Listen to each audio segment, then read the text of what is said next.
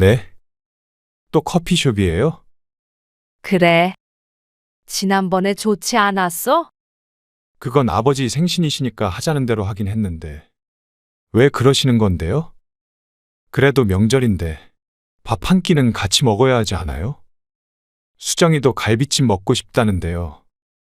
그거야 사 먹으려면 사 먹을 수 있잖아. 아니요. 집밥 먹고 싶대는데 명절에 웬 커피예요? 우리랑 차 한 잔 마시고 사돈 내 가서 집밥 먹으면 되지. 지난번부터 왜 그러세요? 꼭 얼른 보내고 싶은 사람처럼. 다른 사람들은 자식들이랑 더 오래 있고 싶어 해서 문제인데. 아니면 다음 명절 때부터는 여행이라도 가시던가요. 아이고, 아니야. 간단히 커피만 마셔, 그냥. 오늘 이야기 속 주인공은 67세 홍순영 씨입니다. 그리고 그녀의 아들과 며느리에 관한 이야기이죠. 서른이 한참 넘은 아들과 며느리는 만날 때마다 부담스러운 존재가 돼버렸습니다. 아들 며느리가 집에 오는 것도 그렇다고 밖에서 만나는 것도 홍 씨에게는 어느샌가부터 달갑지 않았습니다. 아들 내외는 홍 씨의 집에 오면 손 하나 까딱 안 하고 임금님이 수라상 받듯이 공짜 밥을 얻어먹었습니다. 그렇다고 외식을 하더라도 자식의 지갑이 열리는 일은 없었죠. 처음엔 형편이 어려워진 아들 내외를 배려해서 홍 씨가 기꺼이 내곤 했지만 어느새 그게 당연한 일이 되어버린 듯 했습니다. 그러다 보니 어디서건 밥 한 끼를 먹을래도 홍 씨의 몸과 마음이 불편하게 됐습니다. 그렇다고 그런 이유로 부모 자식 간의 연을 끊을 수는 없었습니다. 그래서 홍 씨는 차라리 아들 며느리를 만나더라도 서로 서운하지 않을 장소에서 보자 싶었습니다. 그리고 그게 커피숍이었죠. 홍 씨 부부는 아들이 하나 있었습니다. 이름은 김상원입니다. 아들 상원은 30대 초반에 결혼을 했습니다. 좋은 직장에 들어갔고 비슷한 조건의 아가씨를 만나 연애를 하고 백년가약도 맺었습니다. 결혼을 준비하는 동안에도 그 후에도 큰 잡음은 없었죠. 주변 이야기를 들어보면 다들 자식들 결혼시키며 골치 아픈 일이 한두 가지씩은 있다고 들었는데 홍 씨는 그렇지 않아서 참 다행이라고 생각했습니다. 그런데 아들이 결혼한 지 2년 정도 지나자 뜻밖의 일로 골머리를 앓게 되었습니다. 저희 애 안 낳으려고요. 혹시나 좋은 소식이 없나 기다리던 참이었습니다. 요즘 다들 결혼도 늦고 자식도 늦게 낳으니 조급하게 생각하지는 않았습니다. 하지만 몇 년이 됐든지 간에 언젠가 그때는 올 것이라고 생각했죠. 그런데 어버이날이라고 찾아와서는 밥 먹으며 대뜸한다는 소리가 애를 안 낳겠다는 말이었습니다. 홍 씨가 부엌에 들린 사이에 남편이 물었는지 어쨌는지 중요한 것은 아들의 입을 통해 나온 말이었습니다. 아니, 애를 안 낳는다는 게 무슨 말이야? 홍 씨의 남편이 우리나라 말을 못 알아듣는 사람 마냥 되물었습니다. 그러자 며느리는 말이 없었고 아들이 태어나게 대꾸했습니다. 저희 앞으로 애 낳을 생각 없다고요. 그게 무슨 말이야? 자식을 안 낳겠다는 거야. 쭉. 네. 아무렇지도 않은 듯 별것 아닌 듯이 말하는 아들을 홍 씨 또한 황당하게 바라보았습니다. 말은 안 했어도 내심 손주를 바라는 마음을 모르지 않았을 텐데 어쩜 이렇게 갑작스럽게 폭탄 발언을 할 수 있는지 몰랐습니다. 결혼 전도 아니고 그것도 어버이날에 말이죠. 뭘 그렇게 놀라세요? 요즘 애 안 낳고 사는 사람들이 얼마나 많은데요. 그것이야 물론 뉴스에서도 많이 접했던 일이었습니다. 하지만 다들 그런가 보다 하지. 누가 내 자식 일이라고 생각할까요? 아니, 애는 왜 안 낳는다는 거야? 이유가 있을 거 아니야? 홍 씨의 남편이 이해하지 못하겠다는 듯이 물었습니다. 뭐 돈도 많이 들고요. 아니, 애 키우는데 당연히 돈 들지. 근데 너희들 둘이 버는데 애 하나 못 키우겠냐? 둘 다 괜찮은 직장에 다니고 있었습니다. 돈 때문에 못 키운다는 말은 설득력이 없게 들렸습니다. 홍 씨는 건강상의 문제로 아들 하나 낳고 둘째를 못 가졌지만 내심 손주는 둘은 있었으면 하는 바람이었습니다. 잘 키울 자신도 없어요. 하지만 애를 대신 낳아서 대신 키워줄 수도 없는 노릇이었습니다. 아들네가 애를 안 낳겠다는데 홍 씨 부부가 이래라 저래라 할 수 있는 문제는 아니었습니다. 남편도 몇 마디 하더니 한숨만 쉬고 물러났습니다. 아마 홍 씨와 같은 생각을 하고 있을 듯 했습니다. 하지만 홍 씨 부부는 마음속으론 애끓는 심정으로 기다렸습니다. 기다리다 보면 언젠가 아들 며느리의 마음이 변할지도 모른다고 생각했습니다. 그러다가 또 몇 년이 지났을 때는 홍 씨도 포기하고 말았죠. 처음엔 상실감이 컸지만 그것도 시간이 지나니 극복이 되었습니다. 자식의 인생이니 부모가 애면글면 할 필요가 없었습니다. 마음을 놓으니 아들 며느리와는 갈등 없이 잘 지낼 수 있었습니다. 아들네는 알아서 잘 살았고 홍 씨 부부도 그런 아들네와 가끔 왕래하며 여느 부모 자식처럼 지냈죠. 서로 잔소리하지 않고 간섭하지 않으니 아들네도 꼭 명절이 아닌 때에도 찾아오곤 했습니다. 저희 왔어요. 왔니? 네. 배고프네요. 밥 차려놨으니까 얼른 들어와 앉아. 제가 좋아하는 거네요. 그래. 먹고 싶다고 했잖아. 서로 가까이 살기에 아들 내외는 평일에도 가끔 퇴근길에 들러 밥을 먹기도 했습니다. 역시 집밥이 맛있어요. 그러니 많이 먹어. 맞벌이를 하는 아들네 부부는 집밥이 생각날 때 들른다고 했습니다. 물론 그럴 수 있었던 건 오더라도 밥만 먹고 갈 수 있었기 때문이었죠. 며느리도 부담 없이 편하게 홍 씨의 집을 드나들었습니다. 설거지라도 해야 할까 싶어 안절부절하는 옛날 며느리들과는 달랐습니다. 홍 씨도 결혼한 아들네 밥까지 차려주는 일이 쉬운 것은 아니었습니다. 하지만 힘들어도 아들 며느리와의 사이가 좋으니 충분히 할 만한 일이었습니다. 그런데 얼마 안 가서 아들에게 큰 변화가 생기게 되었습니다. 저 곧 회사 그만둬요. 뭐야? 애를 안 갖겠다고 선언했던 것만큼이나 놀랄 만한 일이었습니다. 하지만 백수가 되기 위해 회사를 그만둔다는 것은 아니었습니다. 회사를 그만두고 벼랑간 사업을 해보겠다는 아들. 비전이 있는 사업이니 어쩌니 하는데 어떤 일인지는 자세히 모르겠지만 걱정이 앞섰습니다. 돈 들어갈 자식도 없으니 둘이 같이 직장 다니면서 착실히 모은다면 평생 돈 걱정은 없지 않을까 싶었습니다. 그러면 노후까지 둘이서 알콩달콩 살 수 있을 테니 어지간하면 직장에 계속 다녔으면 했습니다. 물론 홍 씨의 그런 뜻도 전했지만 말린다고 그 고집을 꺾을 수는 없었습니다. 하지만 혹시나가 역시나였습니다. 잘 됐으면 참 좋았겠지만 아들의 사업이라는 것은 회사를 그만둔 게 무색하게 뜻대로 되지 않았습니다. 아들의 이야기를 들어보면 어느 정도 수입은 나오긴 하는 것 같지만 몇 시간 안 자고 일해야 원래 벌던 월급 정도도 벌까 말까 한 듯 했습니다. 물론 덜 버는 날이 허다한 것 같았죠. 그래도 차차 나아지겠지. 그래야죠. 이왕 시작한 거 열심히 해봐.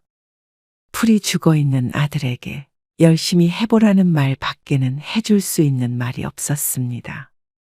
하지만 차차 나아지겠다는 것도 아들에게는 희망 고문이나 마찬가지였습니다. 차라리 아예 돈을 못 벌면 모를까 애매한 수입은 한참을 포기하지도 못하게 만들었죠. 이번 명절에는 내가 몸이 안 좋아서 나가서 사 먹어야 할 것 같아.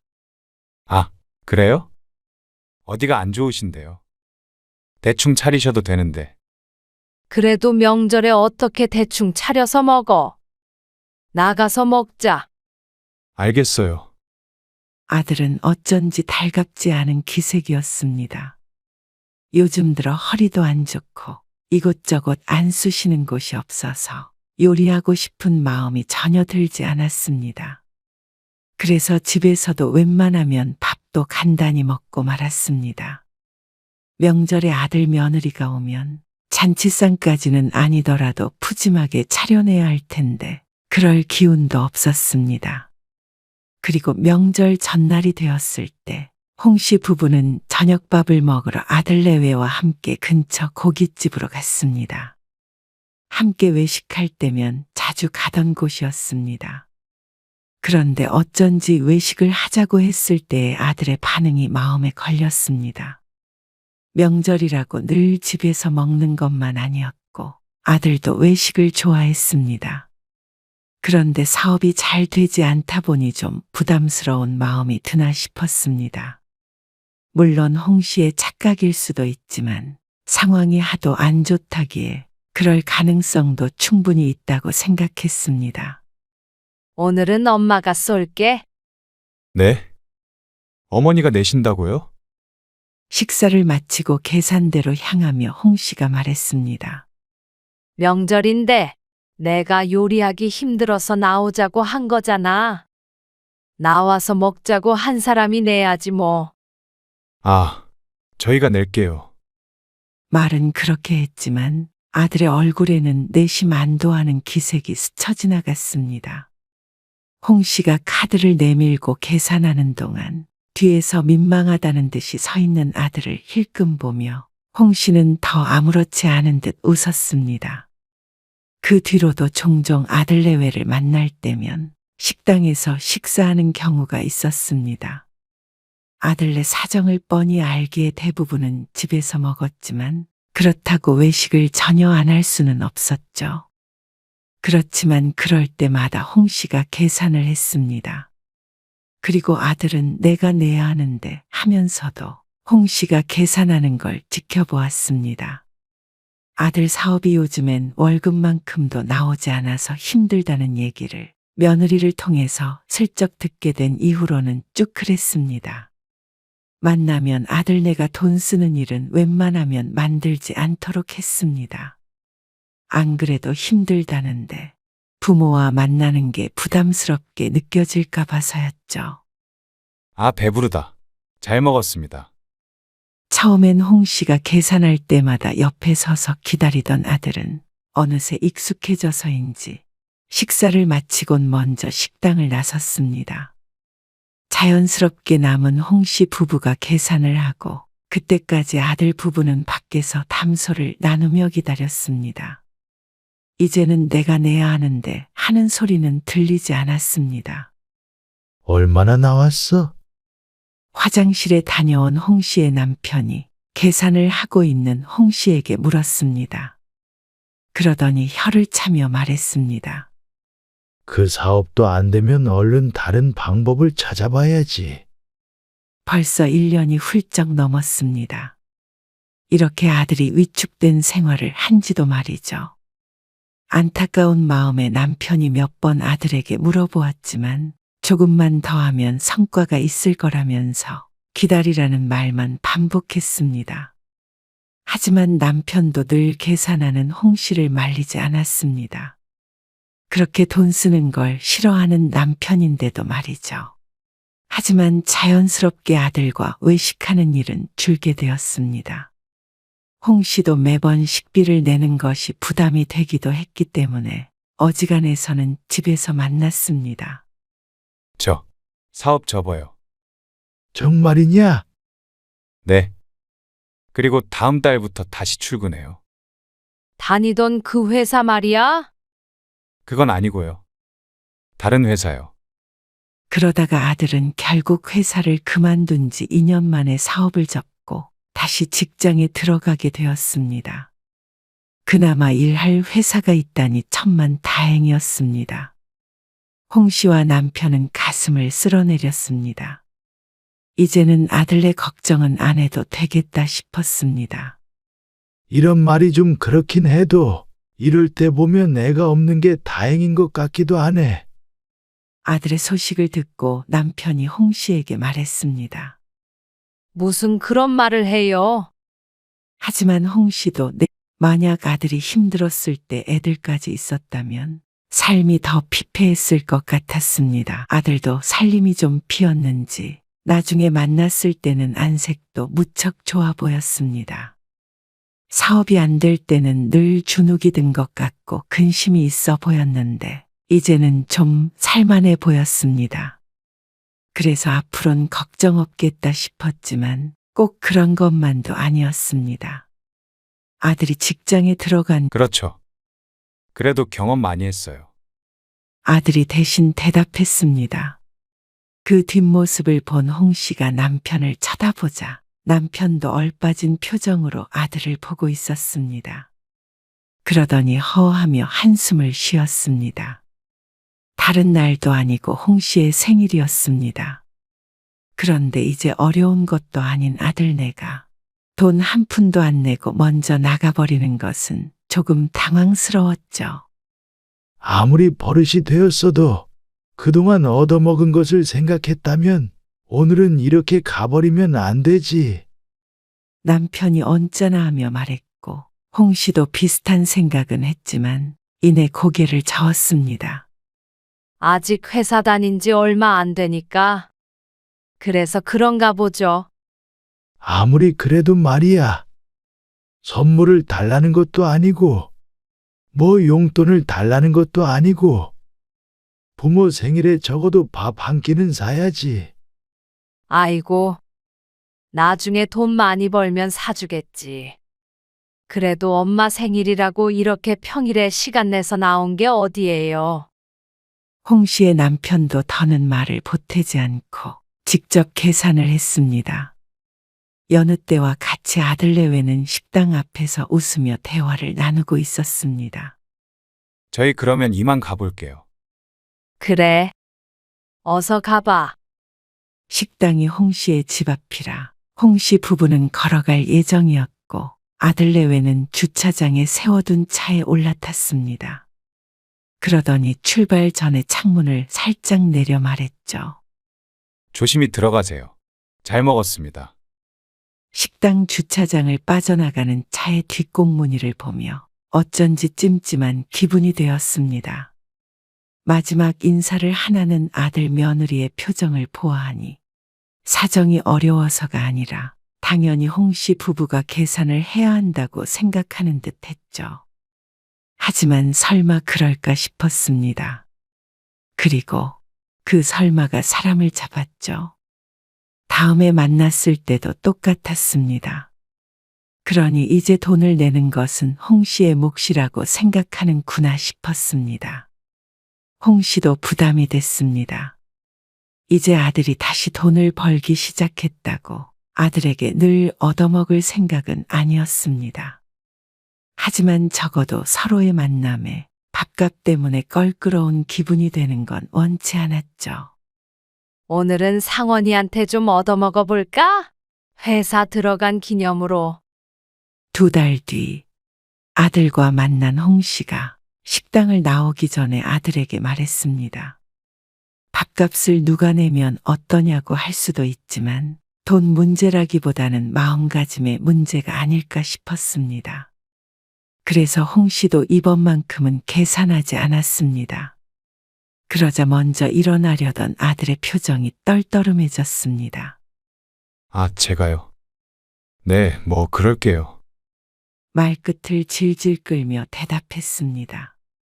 아들이 일어나서 계산대로 향했고 그런 아들의 뒤를 홍 씨 부부가 따라갔습니다.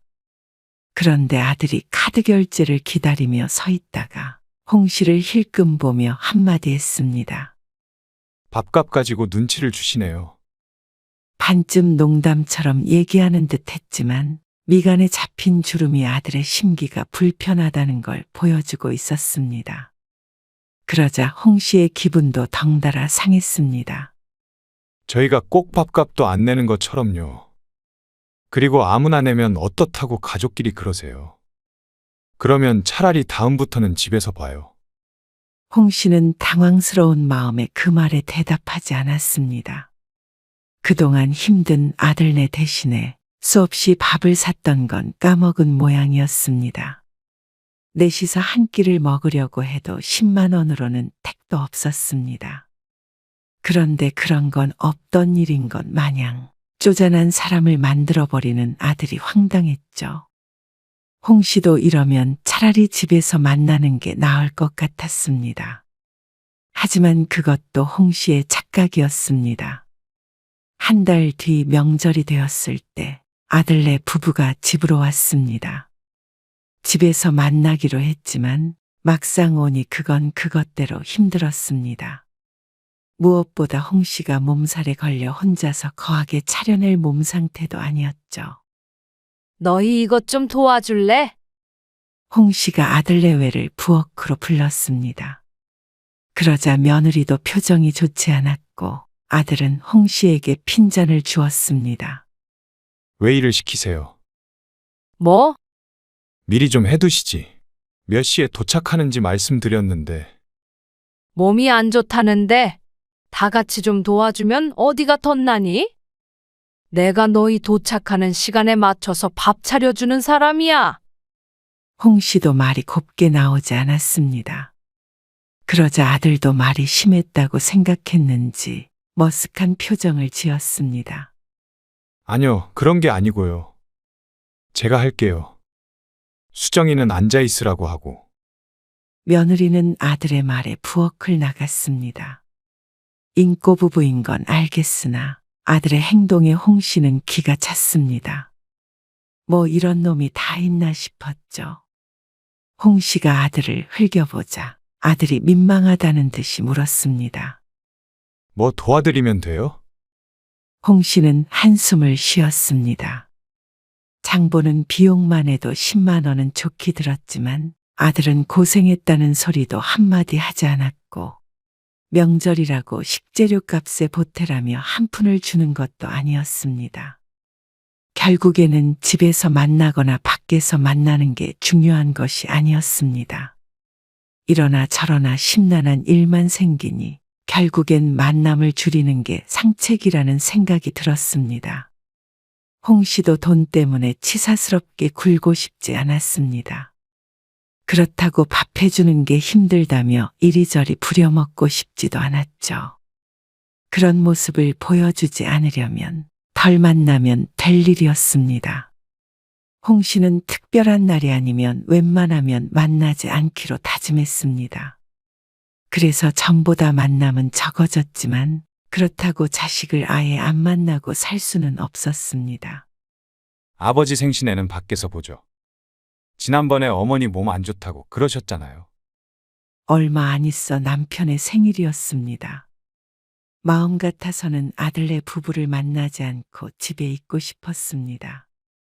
그래서 아들에게 전화를 받기 전에 남편에게 은근스레 물었지만 어쩐지 서운한 기색을 보였습니다. 홍 씨의 생일이었다면 집에서 둘이 맛있는 거나 먹자 할 텐데 어쩔 수 없이 만나게 되었죠. 하지만 지난번과 똑같이 만나서 서로 얼굴 붉힐 일이 뭐가 있나 싶었습니다. 어머니 집 근처 고깃집으로 예약하면 되죠. 아들의 물음에 홍 씨가 고개를 저으며 말했습니다. 아니, 거기 말고 그 옆에 커피숍 있잖니. 거기에서 만나자. 아, 커피 드시게요? 밥을 먼저 먹어야죠. 아니, 거기서 차 한 잔 마시고 헤어지면 되지.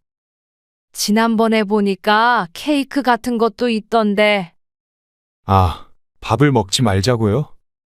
그래. 차 마시면서 얘기도 나누고, 그러고 각자 집에 가자. 밥 먹고 들어가서 어머니 집에서 자려고 했는데 내일 주말이잖아요. 아이고, 아서라. 너희도 힘들고 우리도 힘들어. 아들은 어리둥절한 듯 했습니다. 생전 함께 커피숍에 간 적이 없으니 갑자기 이게 무슨 말인가 싶은 듯 했죠. 다행히도 남편도 그건 찬성을 했습니다. 네 아빠도 거기서 차 한잔 하고 싶다네. 그래요? 생신인데. 그러니까 원하는 대로 해야지. 알겠어요. 그럼 거기로 갈게요. 아들은 내키지 않는 듯 보였지만 거절할 명분이 없기에 그러자고 대답했습니다. 아이고, 분위기 좋네. 그러게요. 다행히 남편은 커피숍에서 생일 축하하는 걸 마음에 들어 했습니다. 멋들어진 케이크도 테이블에 놓여 있으니 남편의 말대로 분위기도 좋아 보였죠. 정말 이걸로 돼요? 그래, 오히려 좋았습니다. 홍 씨 가족은 그렇게 커피숍에서 1시간가량 차를 마시며 이야기를 나누었습니다.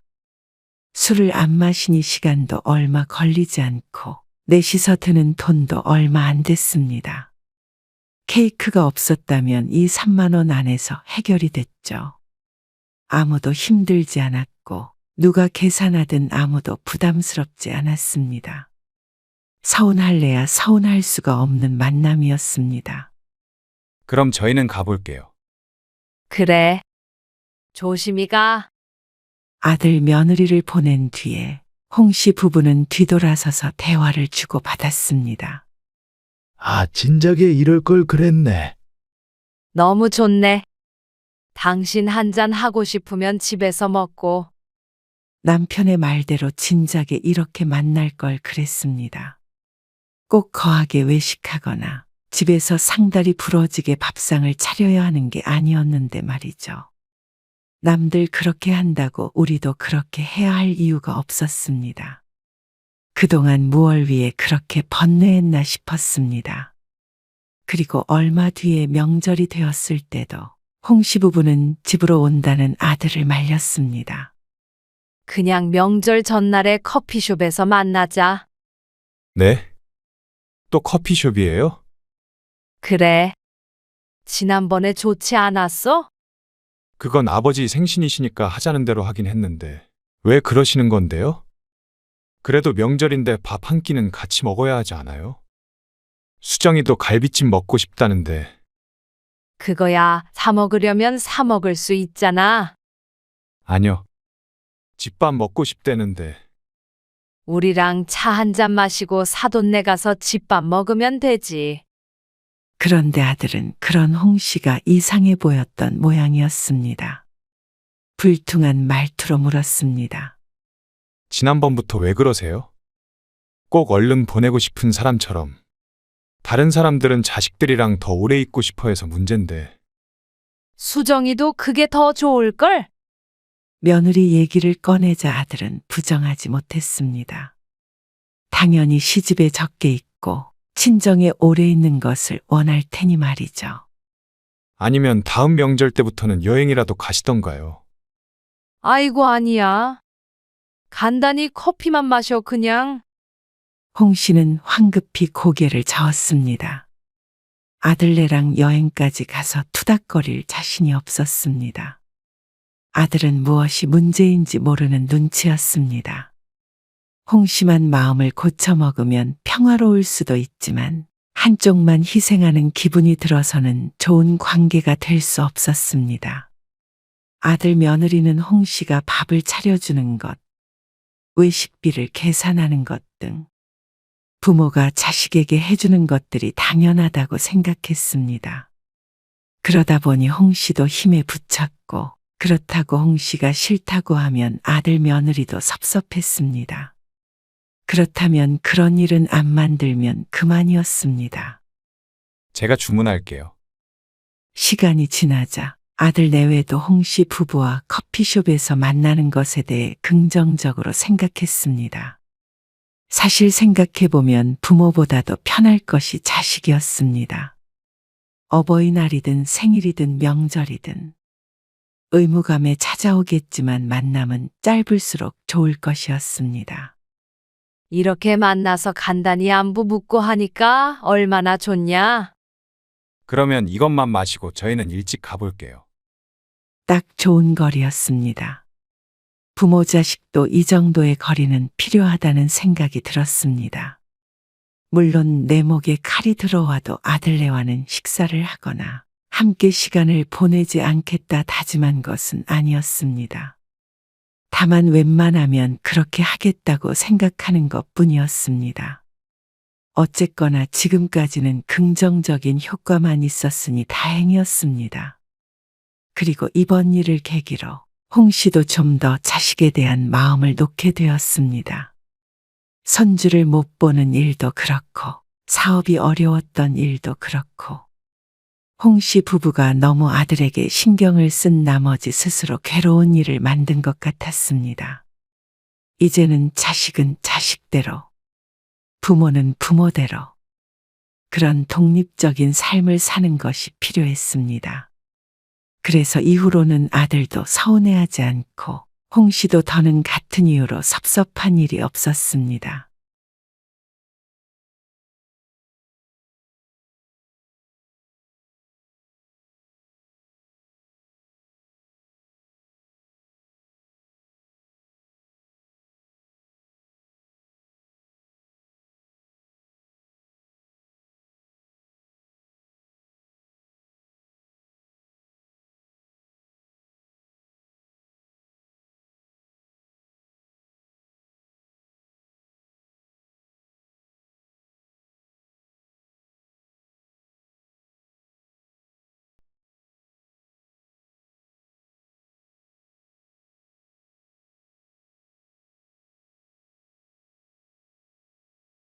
아니, 다 같이 작당해가지고 우리한테 이러는 거 아니에요? 잡당이라니요? 사돈도 그래요. 돈 좀 있다고 사람 무시하고 그러면 안 되는 거예요. 엄마, 무슨 말 하시는 거예요? 넌 가만히 있어. 어떻게 가족끼리 이렇게 냉정해요? 돈 좀 덜 냈다고 이렇게 사람을 업신 여기고 이러다가 다음 달 카드가 못 갚으면 책임질 것도 아니잖아요. 너희도 우리가 왔으면 효도 여행이라고 생각하고 그 정도는 대신 내줄 수도 있는 거 아니야? 효도 여행이요? 이 여행은 장모님이 내주신 거예요. 거기에 2명 추가하면 얼마나 더 나온다고? 너무 치사한 거 아니야? 왜 굳이 쫓아오셔서 이렇게 사람을 부끄럽게 만드세요? 부끄러워? 거봐라. 너도 장가 가더니 돈 없는 부모는 무시하고 돈 있는 처가만 챙기지. 오늘 이야기 속 주인공은 61세 이석정 씨입니다. 그리고 그녀의 딸과 사돈에 관한 이야기입니다. 이 씨는 딸의 결혼식 때 안사돈을 마지막으로 보고 지난 몇 년간 한 번도 만난 적이 없었습니다. 그저 자식들을 통해서 가끔 소식만 전해 듣는 정도가 다였습니다. 하지만 이렇게 함께 여행을 가게 될 줄은 몰랐죠. 이 씨 부부는 여행에 함께 가자던 사돈이 부담스러웠지만 결국엔 거절할 수 없었습니다. 어쩌면 이 씨도 사돈과의 동행을 너무 쉽게 생각했던 것이죠. 그게 잘못이었습니다. 굳이 쫓아와서 여행에 회방을 놓고 이 씨와 딸 부부를 괴롭히는 사돈네. 거기에 더해 염치까지 없으니 삼박자를 고루 갖췄다고 할 수 있었습니다. 해외에 살고 있는 이 씨의 아들에게까지 민폐를 끼치기에 이 씨는 더는 두고 볼 수 없었습니다. 아무리 어려운 사이더라도 참는 게 능사는 아니라고 생각했습니다. 그리고 이런 사람이라면 앞으로 다시 볼 일은 없겠다 싶었죠. 이 씨 부부는 딸이 하나 그리고 아들이 하나 있었습니다. 연년생으로 둘 다 모두 결혼을 했습니다. 둘째인 아들은 4년 전에 누나보다 먼저 결혼을 한 뒤에 회사 일로 가족들과 함께 해외에서 살고 있었습니다. 그리고 딸은 1년 뒤에 결혼을 했죠. 내 식구는 늘 사이가 좋았습니다. 아들이 결혼 후에 멀리 살기 때문에 최근 들어 왕래는 자주 할 수 없었지만 남매끼리도 자주 통화를 했습니다. 아들이 결혼할 때는 상대 쪽과 정확히 반씩 보탰습니다. 그래서 큰 마찰이 없었지만 이듬해 딸이 결혼할 때는 꽤나 잡음이 있었습니다. 반씩 지원하기로 했던 사돈네가 전셋집을 계약한 후에 말을 바꾼 탓인데 사위의 됨됨이가 좋지 않았다면 결혼이 엎어질 뻔했습니다. 사돈네가 3천만 원밖에 보태줄 수 없다고 하자 딸과 사위는 이씨 부부에게도 지원은 필요 없다면서 자신들이 모은 돈으로 살림을 꾸려가겠다고 했습니다. 그 과정에서 사위가 찾아와 사죄를 하기도 했습니다. 이 씨는 사돈네가 줬어야 할 금액까지 딸 부부를 지원해 줬습니다. 사돈네의 오해처럼 돈이 남아 돌아서 그런 건 물론 아니었습니다. 그래도 내 자식 고생하며 사는 걸 원치 않았기 때문입니다. 그래도 이 씨 부부가 좀 더 경제적으로 상황이 나았기 때문에 그럴 수 있었던 건 맞지만 말이죠. 우여곡절 끝에 결혼식을 올렸고 그 뒤로 딸 부부는 생각처럼, 아니 생각보다 더 잘 살았습니다. 딸도 사위도 직업이 좋고 알뜰하기까지 해서 결혼 3년 만에 돈을 더 모아 작은 신축 아파트를 살 수 있었습니다. 무척 대견했죠. 그리고 겹경사도 있었습니다. 엄마, 나 임신이래. 뭐? 정말? 너무너무 축하해. 딸은 내 집 마련을 한다며 사위와 함께 일만 하며 살았습니다. 무작정 아이를 낳을 수 없으니 기반을 좀 더 마련한다며 말이죠. 그러다 집을 사서 이사를 하고 마음에 여유가 생기니 이세 계획을 하고 있다는 말은 들었습니다. 하지만 벌써 30 중반이기 때문에 이렇게나 빨리 생길 줄은 몰랐죠. 너무 잘 됐다. 박서방이 좋아하겠다. 얼른 자리 잡아서 아이를 키우고 싶다던 사위가 떠올랐습니다. 말이라고 해. 소리 지르고 난리 났었어. 딸의 대꾸에 이 씨도 미소를 지었습니다. 모든 일이 잘 풀리고 있는 듯했습니다. 그러면 애 낳고서 회사는 어떻게 하려고 그래? 문득 든 생각에 이 씨가 묻자 딸도 그게 걱정이라고 말했습니다. 육아휴직도 회사 분위기 때문에 오래 못 써. 나중을 생각한다면 쉽게 회사를 쉬거나 그만둘 수도 없었습니다. 시집에는 얘기해봤어? 내가 여쭤본 건 아니고. 딸이 말끝을 흐렸습니다. 그러면? 애기 생겼다고 말씀드리니까 애는 못 봐주신다고 그러시더라고. 물어보지도 않았는데? 응, 아니 왜? 일 안 하시잖아. 허리 아프시대. 그러자 딸이 씁쓸하게 웃는 소리가 들렸습니다. 이 씨가 안사돈을 먼저 떠올렸던 이유는 사돈이 딸네와 무척 가까운 곳에 살고 있기 때문이었습니다.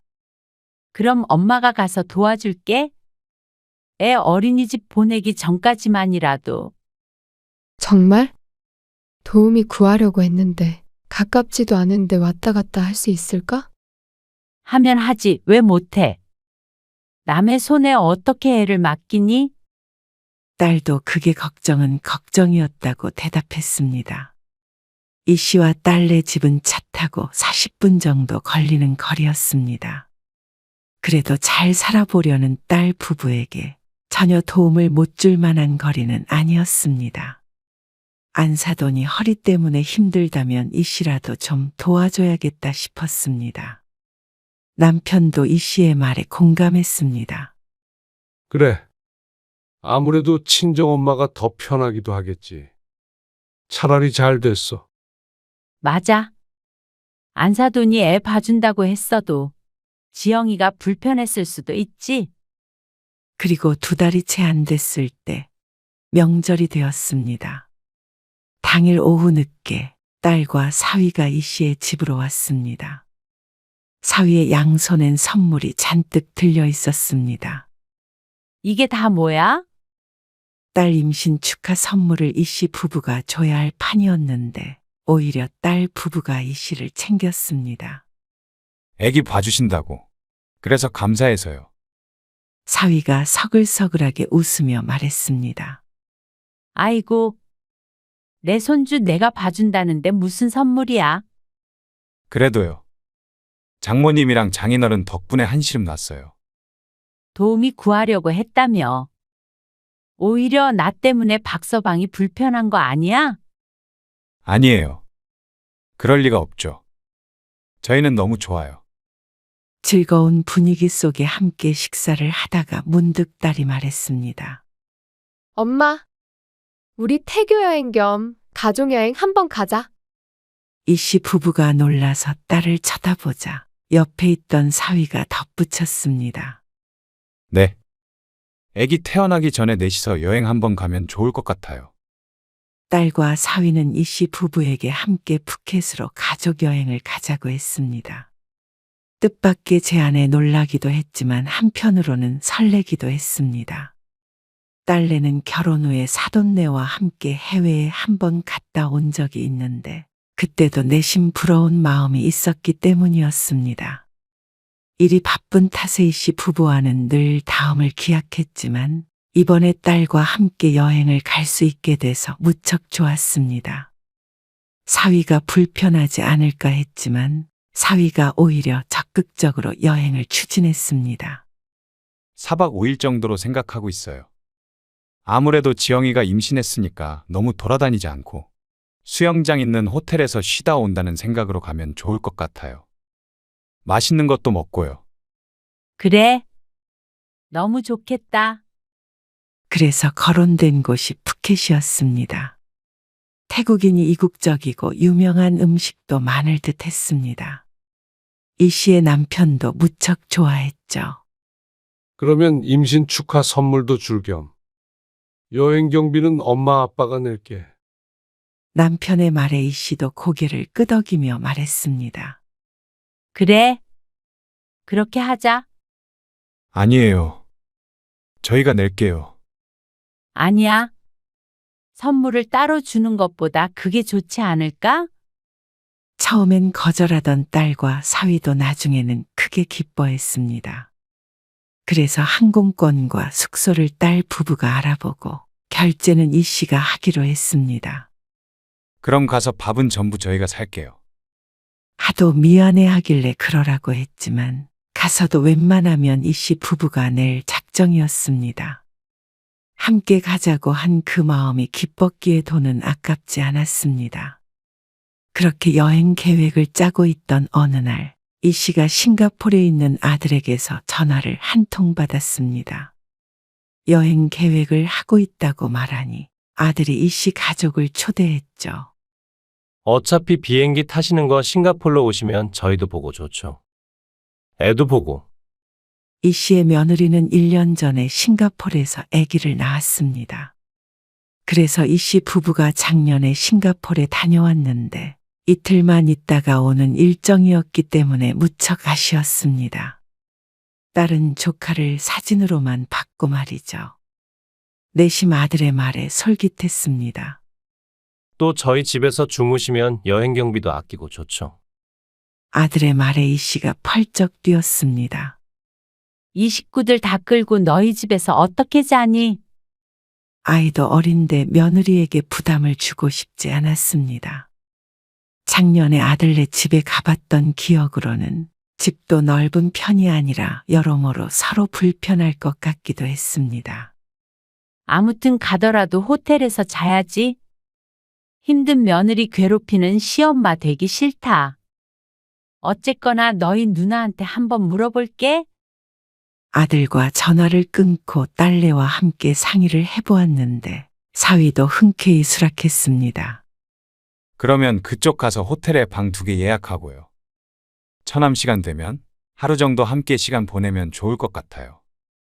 그래서 이 씨는 싱가포르를 가는 비행기 표를 예약하게 되었습니다.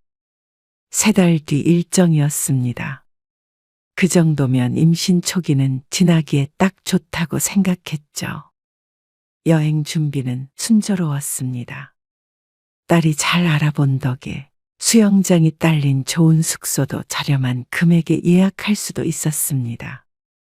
그런데 여행을 한 달 남기고 딸이 전화를 했습니다. 물어볼 것이 있다고 했는데 어쩐지 망설이며 용건을 꺼냈습니다. 우리 여행하는 거 말이야. 여행이 왜? 문제 있어? 그게 아니라 우리 시어머니랑 형님이 같이 가고 싶다고 그러시네. 그 말에 이 씨는 얼른 대답하지 못하고 놀란 표정을 지었습니다. 사위는 누나가 하나 있었는데 아직 미혼이었습니다. 그래서 안사돈과 함께 살고 있었는데 이 씨네 여행에 동행하고 싶다는 말이었습니다. 그런 조합의 여행은 생각도 못 해본 터라 당황하고 있는데 딸이 말을 이었습니다. 박서방이 그건 안 될 것 같다고 거절을 했다는데 오늘 시어머니가 나한테 전화하셔서는 어머님네 경비는 다 따로 내겠다고 그러시면서 꼭 같이 가고 싶으시다는 거야. 근데 거기에다가 내가 안 된다고 말씀드리기가 힘들더라고. 딸의 심정을 이해 못하는 바는 아니었습니다. 시어머니는 늘 어려운 존재이니 말이죠. 박서방이 시어머니랑은 나중에 가자고 하는데 그래도 마음이 불편해서 혹시나 해서 엄마한테 한번 물어보는 거야. 이 씨는 사실 망설여졌습니다. 그래서 이번에는 사돈네와 함께 여행을 다녀오라고 이 씨가 양보할 작정이었습니다. 그런데 딸은 자신의 태교 여행인데 이 씨 부부와 함께 가고 싶다며 울적해했습니다. 그러자 남편이 다 같이 가자고 했습니다. 뭐 어때? 양쪽 식구들끼리 다 같이 가도 가족여행이지, 뭐. 추가적으로 따로 예약할 것도 없다며. 우리 묵는 호텔 알려주면 따로 예약하겠지? 사위가 나중에 따로 전화를 해서 같이 가지 않아도 된다고 말렸지만 이 시부부는 괜찮다고 사위를 오히려 설득했습니다. 그게 실수였죠. 결국엔 여섯이서 여행을 가게 되었습니다. 비행기에 올라 싱가포르에 도착할 때까지는 아무런 문제가 없었습니다. 호텔에 도착하기 전까지는 말이죠. 예약이 안 돼 있다는데? 그게 무슨 말이야? 딸이 프론트 직원과 이야기를 하더니 깜짝 놀라 뒤를 돌며 말했습니다. 체크인을 하는데 사돈네 방이 예약이 안 돼 있다는 말이었습니다. 뭐가 잘못된 거 아니야? 딸이 다시 한번 확인해 보려고 하자 사돈 처녀가 태연하게 말했습니다. 우리는 예약 안 했는데? 한성이 너네가 예약했으니까 방은 같이 쓰면 되지. 사돈 처녀가 이 씨의 사위를 쳐다보며 말하자 사위도 딸도 어이없어 했습니다. 확실히 미리 상의된 사항은 아닌 듯 했죠. 아니, 예약했냐고 물어봤을 땐 했다면서. 그건 비행기표 말한 거지. 우리 방에서 같이 못 지내지. 2인실 2개 예약했는데. 그냥 끼워서 자면 되지. 간이 침대라도 놔달라고 그러면 되는 거 아니야? 인원 추가 안 되는 방이야. 한번 물어놔봐. 사돈 처녀의 말에 사위가 떨떠름한 표정으로 직원과 얘기를 했는데 단호하게 고개를 가로젓는 직원을 보고 이를 어쩌나 싶었습니다. 남는 방은 있대. 추가적으로 투숙하기 위해서는 방을 하나 더 결제해야 했습니다. 1박에 30만 원이래. 그러자 안사돈이 기함을 했습니다. 뭐? 하룻밤에 30만 원씩이나 한다고. 이 시내는 미리 예약을 했기 때문에 이보다는 조금 더 저렴하긴 했습니다. 4박에 그러면 120만 원? 그걸 어떻게 내? 사돈 처녀도 황당하다는 듯이 중얼거렸습니다. 다른 방법이 없었는데 결제할 생각은 전혀 없어 보였습니다. 어쩌면 숙박비는 전혀 생각을 안 하고 왔나 싶어서 오히려 이 씨가 놀라웠습니다. 이 돈은 못 낸다며 버티길래 혹시나 이 씨가 내야 하나 눈치를 보는데 그런 이 씨에게 안사돈이 한 발짝 오더니 말했습니다. 들어보니까 뭐 사돈네가 여기에 산다면서요. 그러면 그 집에서 사부인이 주무시든 아니면 애들이 자든 하고 남는 방을 저희 주시면 되죠. 이게 무슨 말인가 싶었습니다. 아무래도 이 씨 부부나 딸 부부에게 이 씨의 아들 집으로 가라는 말인 듯 했습니다. 그러면 그 방을 자신들이 쓴다며 말이죠. 황당한 말에 모두들 얼이 빠져 있었습니다. 가장 먼저 정신을 차린 게 사위였죠. 아니, 말이 안 되죠. 뭐가 말이 안 돼? 아들인데. 아니, 멀쩡하게 예약한 호텔을 두고 왜 처남한테 폐를 끼쳐요? 맞는 말이었습니다. 그럴 거면 이곳에 오지도 않았습니다. 가족끼리 패가 어디 있어? 부모나 누나가 놀러 왔으면 당연히 며칠 신세질 수도 있는 거지. 저희 아들네가 어린애도 있고 그래서요. 며느리 힘들게 할 수는 없을 것 같은데. 옆에서 이 씨도 거들자 그런 이 씨가 이해가 안 간다는 듯이 안사돈이 투덜댔습니다. 아니, 힘들긴 뭐가 힘들어요. 시부모가 오면 수발도 좀 들고 하는 거지. 그거 가지고 힘들다고 그러면 안 되죠. 그러면서 옛날엔 며느리들이 어쨌다 저쨌다 하는데 그 순간 다른 누구도 아닌 내 딸이 참 안쓰러웠습니다. 그건 아닌 것 같아요. 저희 아들이나 며느리도 여기서의 생활이 있는 거고요. 저희도 여행 와서 수영장 있는 호텔 놔두고 비좁은 집에서 눈치 보며 있는 건 좀 그렇네요. 집주인도 스트레스 받을 거고요. 그래가지고 어떻게 즐거운 여행을 하겠어요? 이 씨의 말에 안사돈이 인상을 팍 쓰며 말했습니다. 아, 그러면 사부인 말고 얘네를 보내면 되죠. 딸 부부를 손가락으로 가리키며 말하는 안사돈. 저희도 당연히 호텔이 좋죠. 그냥 방 하나 더해서 편히 있으세요. 그러자 사돈네가 씩씩댔습니다. 그러면 120만 원을 내라는 거야? 돈이라도 내달라는 듯이 사위를 쳐다보면서 눈치를 줬습니다. 하지만 사위도 이 씨의 딸과 합의된 사항이 아니기 때문인지 그 돈을 대신 내겠다고는 하지 않았습니다. 이 씨라도 내줘야 하나 내심 걱정이 들었습니다. 체크인도 안 하고 이렇게 내내 서 있을 수는 없었으니 말이죠. 다 따로 내기로 하고 온 거잖아요. 사위도 애써 안사돈을 달래는 듯 했습니다. 그러니까 울며 겨자 먹기로 사돈 처녀가 카드를 꺼냈습니다. 그 뒤로 방을 세 식구가 방을 따로 쓸 수 있게 됐는데 사돈네는 입이 삐죽 나와 있었습니다. 이대로 돌아갈 수는 없으니 돈을 내기는 했지만 기분은 무척 상한 듯 했습니다.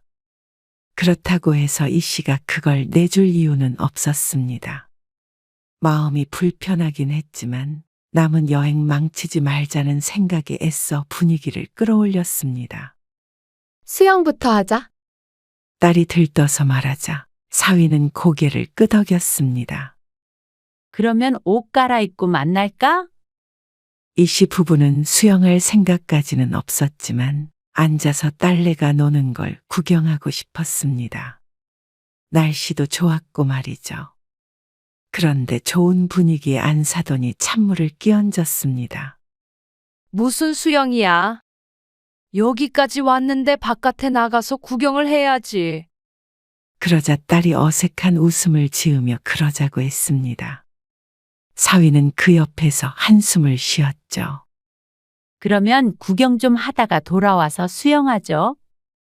더는 큰 소리 나는 게 싫어서 이 시내도 얼른 고개를 끄덕였습니다. 그런데 슬슬 배가 불러오기 시작하는 딸을 끌고 사돈네는 정말 오랫동안 이리저리 다녔습니다. 허리 아파서 손주를 못 봐준다는 사람이 맞나 싶었습니다. 이 씨나 남편도 다리가 아파서 중간중간 섰다가 가기도 했는데 말이죠. 그리고 밥을 먹을 때는 현지 음식은 싫다며 웬 한식당을 찾아보라고 하기도 했습니다. 아직 첫째 날임에도 불구하고 기가 빨리는 기분이었습니다. 그리고 다음 날까지도 뭐가 그리 불만이 많은지 수영은 싫다, 이건 이래서 싫다, 저건 저래서 싫다. 또 밥을 먹어도 돈 한 푼 내지 않았습니다. 정말 비행기표만 달랑 끊어서 무작정 온 것 같았습니다. 돈 가지고 치사하게 굴기는 싫었지만 어쩜 저런 사람들이 다 있나 싶었습니다. 굳이 여행에 따라와서는 말이죠. 나중엔 쇼핑을 한다더니 환전을 안 했다며 사위에게 현금을 좀 달라고 하기도 했습니다. 그러면서 한다는 소리가 기가 막혔습니다. 너희 때문에 내가 생돈 120만 원 날리게 생겼으니까 그 정도는 사줘도 되잖아. 꼭 호텔 비용을 딸 부부 때문에 낭비한 것처럼 말하는 사돈네가 어처구니가 없었습니다. 내 가족이었다면 한마디 했겠지만 차마 그럴 수는 없었습니다. 사위의 표정만 울그락불그락해질 뿐이었습니다. 무언가 참고 있는 듯한 표정에 안쓰럽다는 생각이 들 정도였습니다. 다음 날엔 낮 동안 쭉 수영을 하다가 저녁에 이 씨의 아들에게 가기로 했는데 사돈네는 굳이 꼭 관광을 해야겠다고 했습니다. 이럴 거면 따로 다녔으면 하는 마음이 컸습니다. 사위도 같은 생각이었는지 수영할 사람들은 있고 관광할 사람들은 따로 돌아다니자고 했습니다. 그러자 안사돈이 사위를 물고 늘어졌습니다. 우리끼리 어떻게 가? 너는 같이 가야지 우리랑. 우리랑 가족이 아니냐며 우기는 통에 딸이 오히려 사위의 옆구리를 쿡쿡 찔렀습니다. 차라리 사위가 데리고 나가는 게 딸의 정신 건강이 좋을 것 같았습니다. 사위도 그렇게 생각했는지 한숨을 한번 쉬더니 사돈네와 함께 호텔 밖으로 나갔습니다. 고생이 많네. 이 씨의 남편이 많은 걸 함축한 말 한마디를 건넸습니다. 그러자 딸이 애써 웃어 보였습니다. 그래도 우리끼리 있으니까 낫다. 그리고 저녁에 만나기로 한 아들에게는 미리 연락을 해둔 상태였습니다. 며느리가 저녁 식사를 대접하기로 했는데 아무래도 인원이 늘어 힘들까봐 외식을 하자고 했죠. 하지만 며느리는 그래도 오랜만에 보는데 집에서 맛있는 걸 해주겠다며 초대했습니다. 사돈네는 그런 사정은 아는지 모르는지 흔한 인사치레도 없이 당연히 같이 가서 대접을 받을 걸로 생각했습니다. 그런데 그렇게 얌전히 밥을 먹고 오면 다행이었는데 그럴 사람이 아니었죠. 아이고, 이거 제육볶음에 고추장 넣으면 텁텁하고 맛없는데 고춧가루만 써야지. 아, 그래요? 집이 어쩌고 저쩌고, 음식이 어쩌고 저쩌고. 이 씨도 안 하는 잔소리를 사돈이 꼭 자신의 며느리라도 되는 것처럼 했습니다. 아, 그만하세요. 참다 못한 사위가 얼굴이 붉어져서 말했습니다. 내가 뭘 그냥 알려주는 건데. 저희는 식사만 하고 일어날게요. 장모님이랑 장인어른은 처남이랑 좀 더 시간 보내다 오세요. 그리고 사위는 이 씨의 딸을 바라보며 말했습니다. 지영이 너도 좀 더 있다가 와. 나는 먼저 택시 타고 갈 테니까. 그러자 딸도 안 좋은 표정으로 고개를 끄덕였습니다. 아니, 왜? 잘 먹고 있는데. 사돈 처녀도 분위기 파악을 못하고 엉덩이를 붙이고 있었습니다. 이미 맥주도 몇 잔 했는지 얼굴은 빨간 상태였습니다. 더 이상 대화는 안 될 것 같아서 사위가 서둘러 자리를 떴습니다. 이 씨의 아들네도 이게 무슨 일인가 하고 어리둥절한 눈치였고 딸이 남동생에게 사과를 했습니다.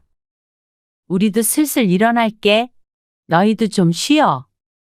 한두 시간 정도 더 앉아 있다가 이 씨도 일어났습니다. 어린 손주도 있기에 다음 날 낮에 만나서 점심 식사를 같이 하기로 했죠. 그렇게 인사를 하고 호텔로 돌아왔는데 이 씨의 방문을 사돈네가 두드렸습니다. 무슨 일이세요? 어리둥절해서 이 씨가 묻자 안사돈이 사돈 처녀와 함께 방 안으로 들어왔습니다. 애들한테도 여기로 오라고 했거든요. 우리 허심탄회하게 얘기나 나누자고요. 사위랑 다툼이 있었는지 모르겠지만 기분이 썩 좋아 보이지는 않았습니다. 5분도 채 안 돼서 사위가 딸과 함께 들어왔고 애써 좋은 말로 안사돈을 데리고 나가려고 했습니다. 그러자 그 손을 뿌리치며 자리에 앉아 말했습니다. 아니, 다 같이 작당해가지고 우리한테 이러는 거 아니에요? 작당이라니요? 사돈도 그래요. 돈 좀 있다고 사람 무시하고 그러면 안 되는 거예요? 엄마, 무슨 말 하시는 거예요? 넌 가만히 있어. 어떻게 가족끼리 이렇게 냉정해요? 돈 좀 덜 냈다고 이렇게 사람을 없인 여기고 잠도 좀 아들네 가서 주무시면 되는 거지? 굳이 120만 원씩이나 쓰게 만들어요. 이러다가 다음 달 카드값 못 갚으면 책임질 것도 아니고. 무슨 황당한 말인지 몰랐습니다. 그런 어려운 상황이면 경비는 따로 다 낸다며 따라오겠다고 하지 말았어야 하는 것 아닌가 생각했습니다. 너희도 우리가 왔으면 효도 여행이라고 생각하고 그 정도는 대신 내줄 수도 있는 거 아니야? 효도 여행이요? 이 여행은 장모님이 내주신 거예요. 거기에 2명 추가하면 나와봤자 얼마나 더 나온다고? 너무 치사한 거 아니야? 왜 굳이 오셔서 이렇게 사람을 부끄럽게 만드세요? 부끄러워? 거봐라. 너도 장가 가더니 돈 없는 부모는 무시하고 돈 있는 처가만 챙기지. 사돈의 말을 들으면 이 씨가 대단한 부자라도 되는 것 같지만 그렇지도 않았습니다. 매년 이런 여행을 다닐 정도도 아니었고 이 여행은 이 씨 부부에게도 특별했습니다. 그리고 그걸 망친 사돈네는 오히려 이 시네를 탓했습니다. 그리고 너희 얼마 버는지 모르는 것도 아닌데 생전 용돈 한 번 준 적이 없잖냐? 너희 누나도 힘들게 살고 있는데. 무슨 용돈이요? 장모님한테도 용돈 안 드려요. 기가 막혔습니다. 딸이랑 사위가 얼마나 힘들게 일하는지 아는 이 씨는 어떻게 부모가 저런 말을 할 수 있나 싶었습니다. 매일 바빠서 밥도 잘 못 챙겨 먹고 야근은 밥 먹듯이 했습니다. 그래서 아이도 미루다가 3년 만에 가지게 된 것이었는데 말이죠. 그런 사정을 모를 리 없을 텐데 참 염치 없고 뻔뻔한 사람이라고 생각을 했습니다. 그것뿐만이 아니야. 돈 들여서 여기까지 와서 자꾸 수영만 하자고 하질 않나? 우리는 뒷전이잖아. 사위가 왜 사돈네와 함께 가는 걸 꺼렸는지 알 것 같았습니다. 말리는 사위를 굳이 설득해서 같이 여행을 온 이 씨의 잘못이었습니다. 사돈네에 대해 잘 모르기에 할 수 있었던 어리석은 선택이었죠. 그렇게 이 여행에 불만이 많이 있으시다면 이제는 따로 여행하죠. 저희가 호텔을 옮길게요. 이 씨도 돈이 썩어나는 게 아니었지만 더 이상 이렇게 얼굴 마주보며 나머지 일정을 소화해낼 자신이 없었습니다. 이것 봐.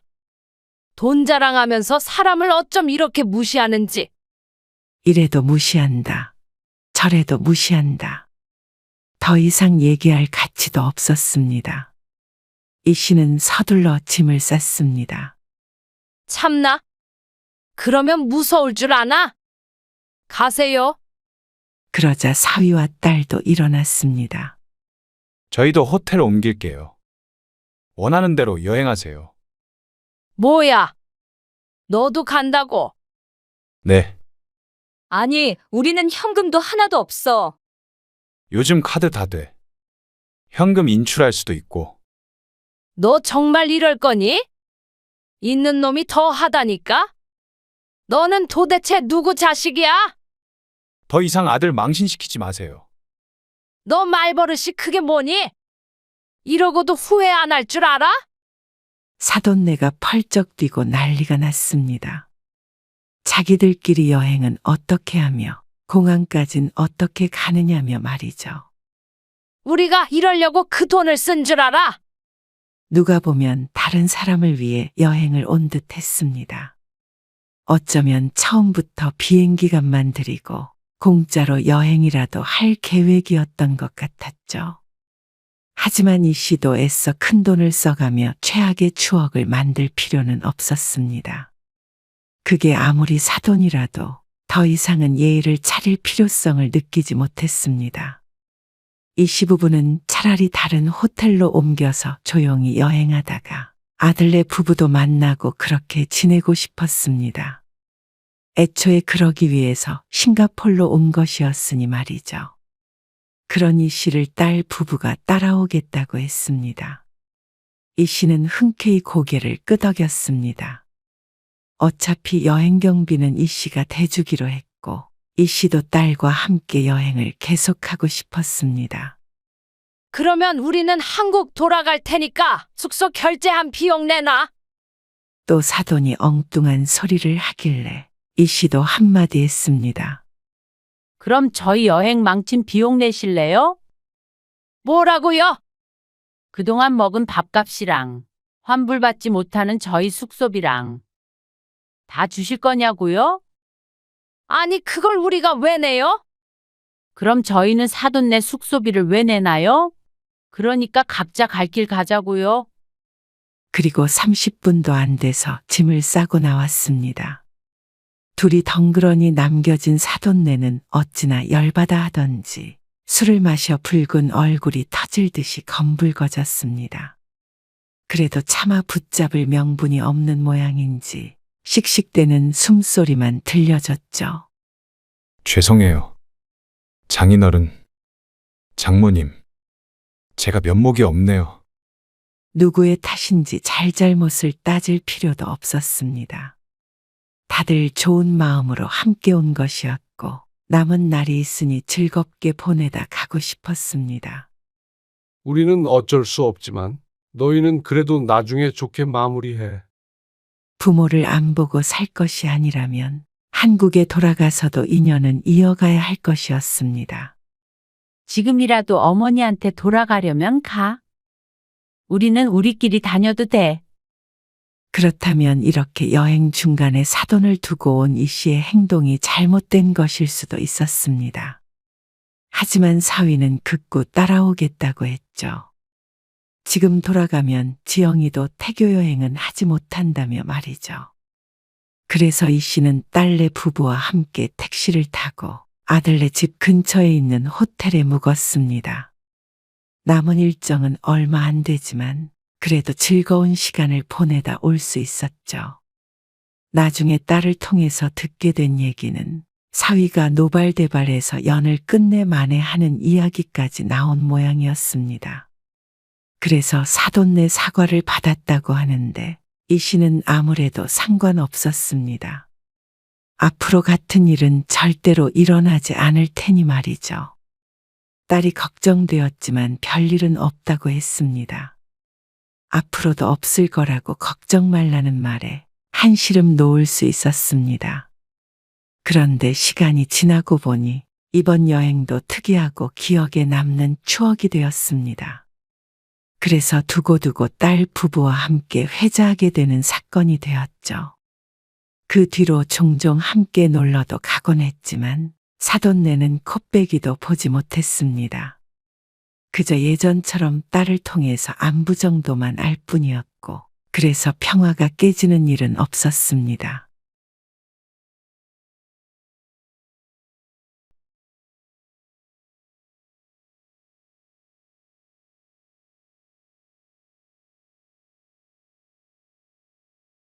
아버지, 제가 여태껏 드렸던 용돈 있잖아요.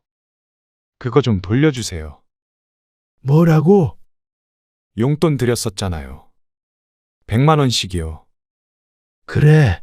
그런데 그걸 달라고 그러는 거야. 네. 다시 돌려주셨으면 해요. 자금 사정이 좀 안 좋아서요. 아니, 언제적 이야기를 해. 그거를 지금에 와서 달라 그러는 사람이 어디 있냐? 왜 달라고 못해요? 제가 드린 돈인데 드릴 때는 형편이 좋았던 거고요. 안 좋아졌으니 다시 주셔야죠. 받을 땐 당연하게 받으시더니 아들 힘들다는데 돌려주지 못하세요. 오늘 이야기 속 주인공은 71세 선영배 씨입니다. 그리고 그의 아들에 관한 이야기이죠. 하나 있는 자식은 평생 손 씨에게 자랑이었습니다. 하지만 그런 아들이 사업을 시작하고서부터는 손 씨만 보면 돈 타령을 하게 되었고 그 기대에 부응해주지 못하자 아들은 돌변했습니다. 사업이 잘 될 때는 자발적으로 주었던 용돈을 이제 와서 돌려달라는 아들. 그런 아들을 보는 손 씨의 심정은 참담했습니다. 아무리 힘들다고 해도 막무가내인 아들을 단념시킬 방법이 없었습니다. 그런데 그 와중에 손 씨에게 집담보 대출이라도 받아서 돈을 달라는 아들이었습니다. 이대로 가다가는 아들에게 돈만 대주다가 생을 마감할 것 같았습니다. 연을 끊고 싶어도 끈질기게 돈을 요구하기에 뾰족한 수를 찾아내야 했죠. 손 씨는 아들이 하나 있었습니다. 훤칠하고 똑똑해서 손 씨 부부의 자랑거리였고 동네에서 모르는 사람이 없었습니다. 좋은 대학을 졸업한 뒤에 우리나라에서 네로라 하는 기업에 취업하게 되었습니다. 그러니 앞으로는 자식에 대한 걱정은 전혀 안 해도 될 것이라고 생각했습니다. 손 씨 부부는 아들이 결혼할 때 전셋집을 구해줬습니다. 하나밖에 없는 아들이기에 마음 같아서는 집을 한 채 사주고 싶었지만 손 씨 부부의 노후까지 생각하자면 그럴 수는 없었죠. 그래도 감사해요. 아예 없이 시작하는 사람들도 있는데요. 뭘? 그래? 너희 둘이 잘 보니까 금방 집도 사고 할 수 있을 거야. 아들은 손 씨 부부에게 감사하다며 잘 살겠다는 말을 했습니다. 아들과 예비 며느리 모두 큰 회사에서 일을 하고 있었고 충분히 능력이 있으니 이 정도까지가 손 씨가 아들에게 해줄 수 있는 마지막이라고 생각했습니다. 그런데 모든 것은 손 씨 부부에게 뜻밖의 돈이 생기면서 시작이 되었습니다. 아들이 결혼한 지 6년 정도가 되었을 때였습니다. 아들 내외는 손주 둘을 낳고 잘 살았습니다. 너희 지난번에 이사 간다고 하지 않았어? 어느 날 찾아온 아들에게 손 씨가 물었습니다. 모아둔 돈을 보태서 집을 사겠다고 해서 손 씨와 아내가 크게 기뻐했던 것이 벌써 한참 전이었습니다. 그런데 아들이 잠시 망설이며 말했습니다. 그게 좀 생각 중이에요. 뭘? 이사하는 걸? 그러자 아들이 고개를 저었죠. 그냥 회사 문제도 있고 이런저런 생각 중이에요. 그런데 아버지. 왜? 아니에요. 아들은 두루뭉술하게 대답할 뿐이었습니다. 그리고 무언가를 말하려더니 입을 다물어 버렸습니다. 그런데 어느 날 생각지도 못했던 여윳돈이 생기게 되었습니다. 아내의 친정 쪽에서 재산을 정리하며 손 씨의 아내가 상속을 받게 되었습니다. 그 돈이 1억 원이 조금 넘었죠. 이런 일이 다 있네. 손 씨 부부는 얼떨떨한 기분이었습니다. 그리고 누구보다 놀란 것이 손 씨의 아들이었습니다. 얼마라고요? 1억 1,500만 원이야. 정말요? 그래. 아들은 로또라도 맞은 듯 했습니다. 손 씨 부부는 며칠간은 들뜬 채로 지냈습니다. 크다면 크고 작다면 작은 금액이었지만 그래도 마음의 여유가 생긴 기분이었습니다. 그런데 얼마 안 있어 아내가 손 씨에게 말했습니다. 애들 이사한다고 그러지 않았어요? 그렇긴 한데 지난번에 물어봤더니 이사를 안 갈 것 같기도 하더라고. 그래요. 돈이 부족해서 그런 거 아니에요? 그건 모르겠고. 그러면 이걸로 애들 이사하는데 좀 보태줄까? 집을 못 사주고 전세금만 주었던 걸 두고 아내는 내내 마음에 걸려했습니다. 그래서 받은 돈으로 아들이 집을 구하는 것에 보태주자고 주장했죠. 하지만 손 씨는 망설여졌습니다. 어차피 공으로 생긴 돈이니 아들에게 주어도 무방하겠지만 아들은 시간이 지나면 분명히 제 힘으로 집도 사고 넓히고 할 수 있을 게 분명했습니다. 그렇다면 손씨 부부의 노후를 챙기는 게 훗날 아들에게 더 도움이 되지 않을까 싶었습니다. 하지만 그렇다고 이 돈을 꼭 쥐고 한 푼도 안 줄 작정은 아니었습니다. 그래서 아내와 상의 끝에 일부를 아들이 집을 장만하는데 보태기로 했습니다. 그런데 아들에게 그 말을 꺼내자 아들이 뜻밖의 말을 했습니다. 안 그래도 아버지한테 전화 드리려고 했어요. 집 때문에? 아니요. 사실 사업을 좀 구상하고 있었는데 자금이 좀 부족해서 망설이고 있었거든요. 사업? 회사는? 사업할 준비가 되면 그만두려고 했죠. 지난번에 말했던 게 이거야? 네. 그래서 이사도 좀 천천히 하려고요. 근데 마침 아버지가 도와주신다니까. 그걸로 사업 자금에 보태면 어떨까 하는데요. 손 씨는 흔쾌히 그러라고 하지는 못했습니다. 애써 들어간 회사를 이렇게 나온다는 게 위험성이 크지 않나 싶었습니다. 그러면 선호 엄마는? 선호 엄마는 당분간 회사 다니다가요. 제가 자리 잡으면 뭐 그만둬야죠. 갑자기 무슨 사업이야, 그런데? 요즘 회사 분위기도 안 좋고요. 이렇게 일해서는 나중에 먹고 살 수나 있을지 모르겠어서요. 그래도 둘이 보니까 형편이 좀 낫잖아. 손 씨가 정확히는 몰라도 둘의 연봉을 합치면 남들에 비해서 꽤 높은 편으로 알고 있었습니다. 그것도 부족하죠. 그런데 그 정도 가지고는 만족하며 살 수 없다는 아들. 어차피 집 사는 거 보태주실 생각이었다면 그 돈으로 사업해서 성공해 볼게요. 나중을 생각하면 그게 더 나은 투자가 아니냐는 아들에게 손 씨는 섣불리 대답하지 못했습니다.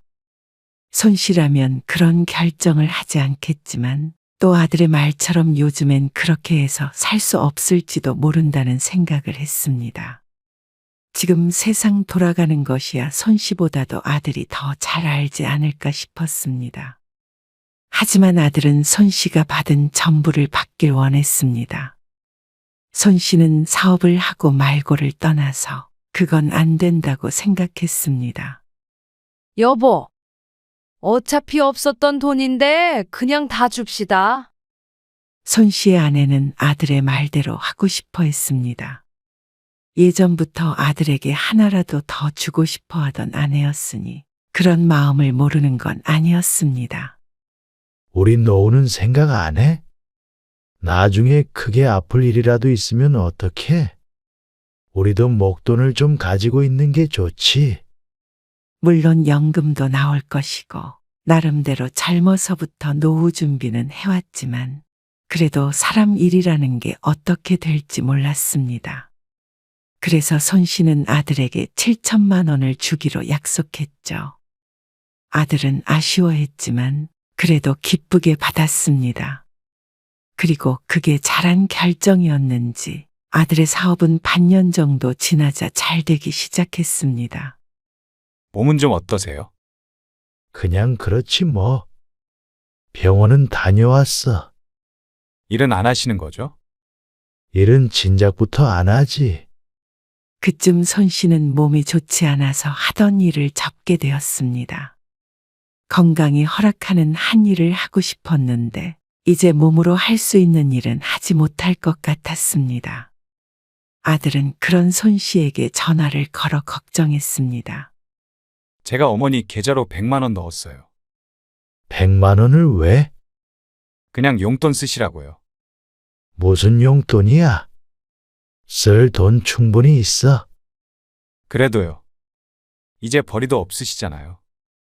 그래도 다달이 돈 나오고 모아둔 돈도 있고 그래. 걱정 말어. 제가 돈 잘 버는데요, 뭘. 아유, 잘 벌 때 저금을 해놔야지. 요즘은 그런 세상 아니에요. 쓸 땐 써야죠.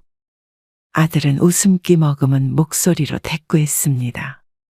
어쨌거나 아들에게서 처음으로 받아보는 용돈에 얼떨떨하면서도 기분이 좋았습니다. 그런데 그 용돈은 일회성이 아니었습니다. 어머, 여보. 광수가 또 돈을 넣었네. 용돈을? 100만 원. 지난번처럼. 그러자 손 씨도 눈이 크게 뜨였습니다. 아이고, 이놈이. 안 줘도 된다니까. 겉봐요. 내가 뭘 했어. 우리 아들 같은 효자 없다니깐. 사업자금을 보태줄지 말지 고민할 때 아내가 손 씨를 무척 답답해했는데 이렇게 막상 잘 돼서 용돈까지 받고 나니 어깨가 으쓱 올라갔습니다. 무슨 용돈까지 받아? 아직 전셋집에 사는 애들한테. 다 먹고 살만하니까 주는 거지. 그리고 돈을 그렇게 잘 번다는데 그깟 집 하나 못 사겠어? 손 씨는 그런 아내를 보고 웃고 말았습니다. 그 뒤로도 손 씨의 아들은 한 달에 100만 원씩 용돈을 주었습니다. 손 씨는 아들이 걱정되는 한편 뿌듯하기도 했습니다. 다달이 100만 원이라는 금액이 결코 적은 금액이 아니었으니 말이죠. 그런 아들의 마음이 고마웠습니다. 그런데 그 행복은 오래가지 않았습니다. 아버지, 이번에 용돈 못 드렸어요. 앞으로는 못 드릴 것 같아요. 아이고, 됐다니까 그러네. 왜 굳이 용돈을 줘? 그동안 준 것만으로도 고맙다. 그래도 제 마음이 불편하네요. 한 달에 100만 원씩 주던 용돈은 시간이 지나자 70만 원이 되었고 전달에는 30만 원이 들어왔습니다. 아들의 사업이 힘들어지니 종래엔 용돈은 받지 못하게 되었죠. 하지만 손 씨는 전혀 상관이 없었습니다. 용돈을 받지 못하는 것보다 아들의 사업이 힘들다는 게 더 신경이 쓰였습니다. 사업이 잘 될 때 며느리마저 일을 그만두었기 때문에 휘청거리는 아들을 보니 무척 심란했습니다. 광수 사정이 그렇게 안 좋대요? 아내도 그런 아들네를 걱정하고 안쓰러워했습니다. 우리가 어떻게라도 도와줘야 하는 거 아닌지 모르겠네. 손 씨도 생각에 빠져 있는데 마침 아들에게서 연락이 왔습니다. 자금이 좀 막혀서 그러는데 한 3천 정도만 빌려주실 수 있으세요? 3천만 원? 큰 돈을 달라는 아들의 전화를 받고 깜짝 놀라자 아들이 덧붙였습니다. 그냥 달라는 건 아니고요. 빌려주세요. 사정이 안 좋다더니 손 씨에게까지 손을 벌리게 된 모양이었습니다. 아들의 사업에 대해 잘 모르기 때문에 조언을 해줄 수도 없는 노릇이라 답답한 마음이 들었습니다. 그런데 아들은 손 씨가 망설인다고 생각했는지 황급히 말했습니다. 차용증도 써드릴 수 있어요. 자금 돌면 바로 갚을게요. 무슨 자용증이야? 그냥 혹시 불안하실까 봐요. 아들도 손 씨에게 목돈이 남아있다는 사실을 알기 때문에 손을 벌리는 듯 했습니다. 이번에 3천만 원까지 주었다가 못 받게 되면 사실 상속받은 돈은 손 씨 부부의 수중에 남아있질 않을 것 같았습니다.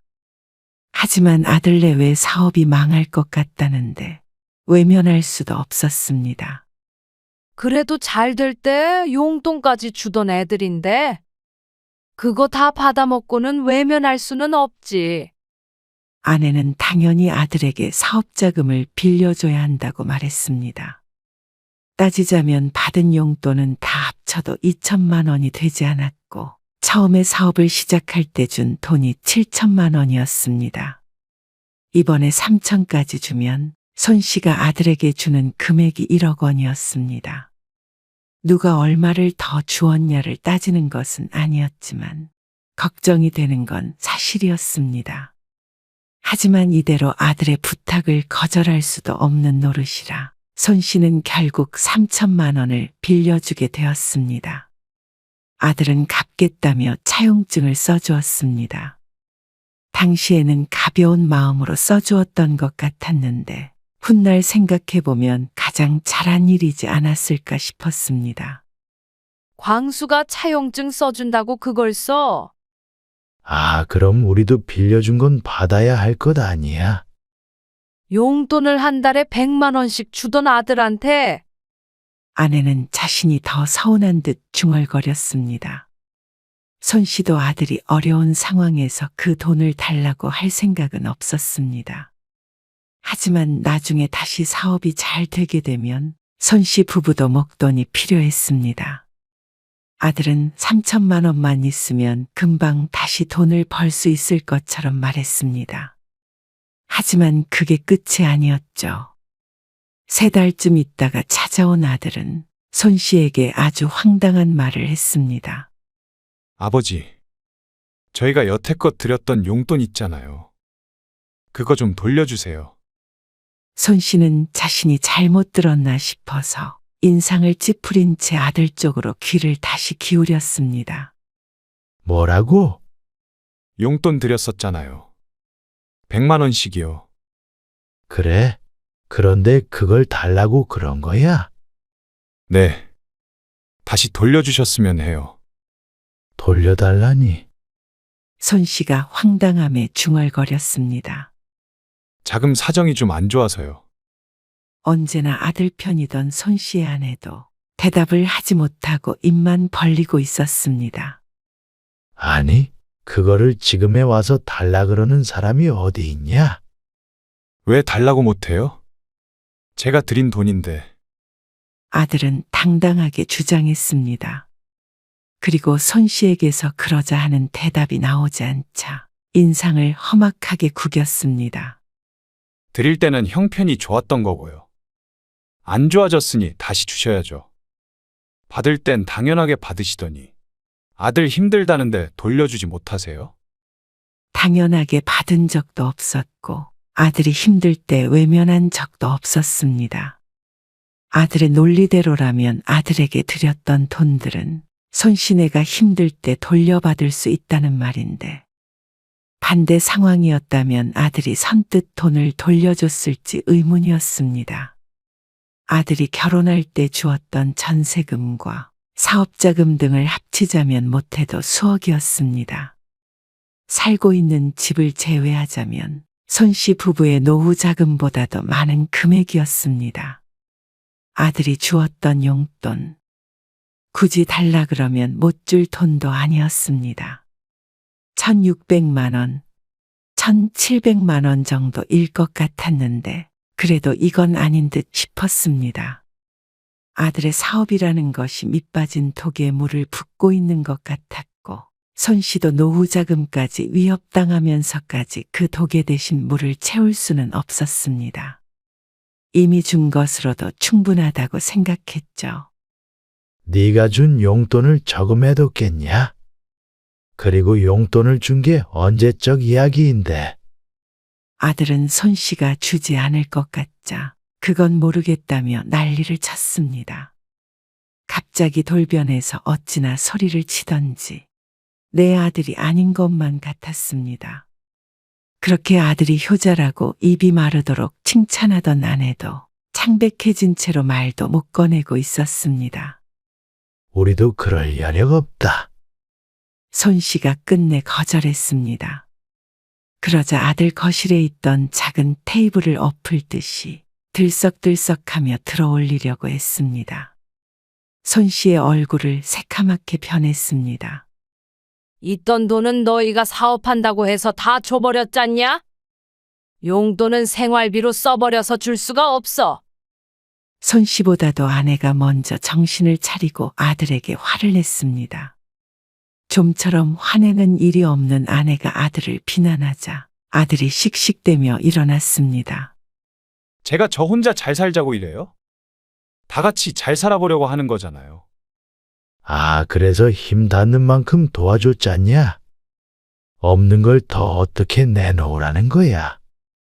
마련하려면 마련할 수 있을 돈이었지만 그러지 않는 것이 옳아 보였습니다. 아들은 끝내 집을 떠났습니다. 폭풍이 지나간 듯이 집이 한바탕 뒤집힌 기분이었습니다. 손 씨도 아내도 망연자실에서 주저앉아 있었습니다. 무엇이 아들을 저렇게 변하게 만들었는지 돈 잘 번다고 자발적으로 용돈까지 주던 아들이었습니다. 그걸 생각하면 마음이 약해질 듯 했지만 또 온 집을 뒤집을 것처럼 위협하던 아들을 떠올리니 괘씸해서 잠도 안 올 지경이었습니다. 돈 때문에 궁지에 몰린 것은 알지만 그래도 하지 말아야 할 행동이 있는 법이었습니다. 아들이 그렇게 떠났으니 연을 끊어도 어쩔 수 없다고까지 생각했습니다. 돈이 없다고 했고 아들도 그 난리를 쳤으니 다시는 연락하지 않을 줄 알았죠. 하지만 그런 손 씨의 예상과는 달리 아들은 금방 다시 연락해서 손 씨의 집을 찾아왔습니다. 초인종을 누르는 아들에게 손 씨의 아내가 머뭇거리며 문을 열어주었습니다. 지난날의 아들을 떠오른 듯 했습니다. 아들은 기세등등하게 등장했습니다. 그러더니 바닥에 웬 종이를 탁 하고 내려놓았습니다. 제가 부동산에 알아봤는데요. 요즘 시세라네요. 손 씨가 종이를 자세히 들여다보니 손 씨가 살고 있는 아파트 이름이 적혀 있었고 그 뒤로 매매가가 쭉 적혀 있었습니다. 작년에 비해서 1억 가까이 올랐더라고요. 그러면서 웃어 보이기까지 하는 아들을 보고는 질리는 기분이 되었습니다. 그래서 뭘 어떻게 하라는 거야? 손 씨 부부는 주변에서 집값이 오르네 내리네 해도 관심이 없었습니다. 어차피 죽을 때까지 살 집이었습니다. 집값이 오른다고 하더라도 그건 부동산으로 돈을 벌려는 사람들의 이야기였지 손 씨에게는 먼 일이었습니다. 하지만 손 씨의 아들은 지대한 관심이 있어 보였죠. 아니, 여유가 없다면서요. 집값이 1억이나 올랐는데 여유 없다는 소리는 못 하시겠죠? 손 씨는 그 말을 듣자 기가 막혀서 대꾸했습니다. 그러면 이 집을 팔라는 거야. 뭐 팔면 좋긴 하지만 그건 싫으실 거 아니에요. 그걸 말이라고 하냐? 손 씨가 화를 내자 아들이 진정하라며 말을 이었습니다. 팔지는 않아도 적어도 오른 만큼 대출은 받을 수 있겠죠. 뭐? 대출을 1억을 받으란 말이야? 네. 어차피 오른 만큼 더 공짜로 돈이 생긴 거나 마찬가지잖아요. 이게 무슨 이상한 논리인지 몰랐습니다. 이제는 하다못해 집을 담보로 대출까지 받아서 돈을 내놓으라는 아들에게 질리는 기분이었습니다. 게다가 많진 않아도 아들 결혼하며 전셋집 마련해 주느라 받았던 주택담보대출도 조금 있는 상태였습니다. 집값이 올랐다고 그게 1억이 생긴 거냐? 팔아야 생긴 거지. 다시 떨어지면 어떡하고? 답답한 소리 하시네요.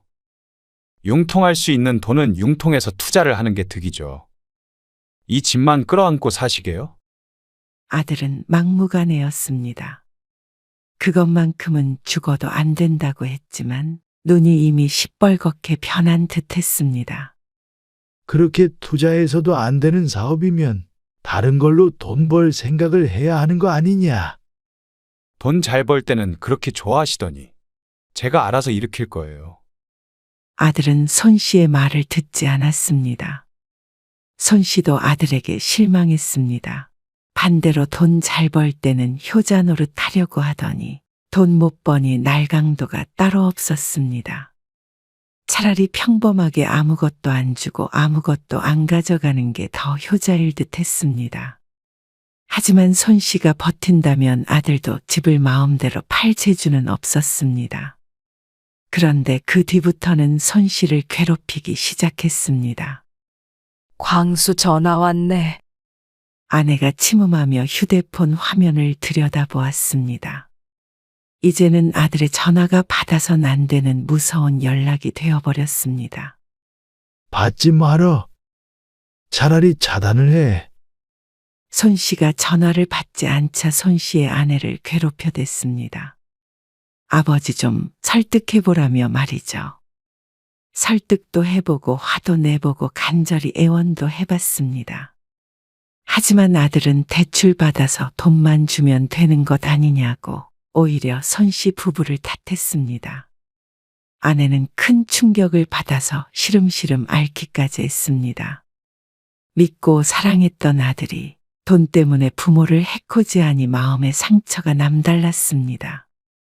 손씨도 이대로는 안 될 것 같았습니다. 이 집을 팔아서 이사를 가던지 무슨 뾰족한 수를 내야지. 안 그러면 피가 말라서 살 수가 없을 것 같았습니다. 손씨는 몇 날 며칠 고민했습니다. 늘 수심에 차 있는 손씨를 보고 이웃이 물었습니다. 손씨, 요즘 얼굴이 왜 그래? 아니, 일이 좀 있어서. 무슨 일? 누군가에게 말할 수 있는 일이 아니었습니다. 사연을 털어놓는 대신에 손씨는 지나가는 말로 물었습니다. 자네는 누구랑 연 끊어본 적 있나? 아, 있지. 30년 만에 만난 동창놈이 자꾸 돈을 꿔달라고 그러길래 영 끊었어. 그 말을 듣고 손씨는 번뜩 드는 생각이 있었습니다. 손씨가 아들의 연락을 피하는 대신에 아들이 손씨의 연락을 피하도록 만드는 것이었습니다.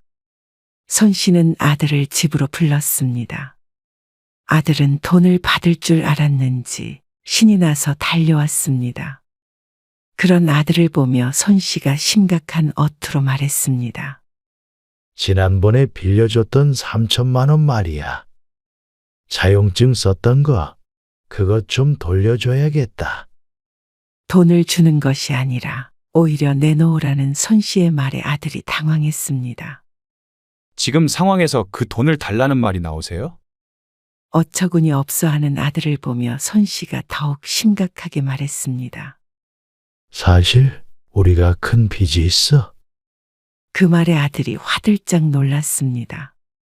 무슨 빚이요? 얼마요? 원금만 3억이야. 그 말에 아들이 제자리에서 펄쩍 뛰었습니다. 3억이요? 아니, 뭘 어쨌길래 빚이 3억이나 생겨요? 사실 친구가 좋은 땅이 있다고 투자하자고 해서 또 너 사업자금도 좀 보태주고 할 겸 작년에 빌렸어. 아, 근데 왜 말씀을 안 하셨어요? 그게 다 사기였지 뭐냐? 여러 사람이 투자하자고 해놓고 그게 무슨 기획부동산 뭐라고 하더라. 그리고 돈도 그놈들한테 빌리는 바람에 큰일 났어. 그래서 네 엄마나 나나 요즘 사는 게 아니야. 그러니까 너 도와줄 수도 없었고 그 돈을 어떻게 갚아야 할지 눈앞이 깜깜한데 이렇다가 감옥이라도 갈 판이다. 그러자 아들이 할 말을 잃었습니다. 일단 급한 김에 그 3천만 원 먼저 갚고 너 우선 사는 아파트 전세자금 대출 좀 받자. 저희 집이요?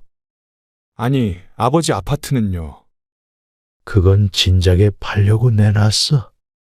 근데 이자 주고 원금까지 갚으려면 그걸로는 택도 없다고. 이자가 원금만큼 있으니까.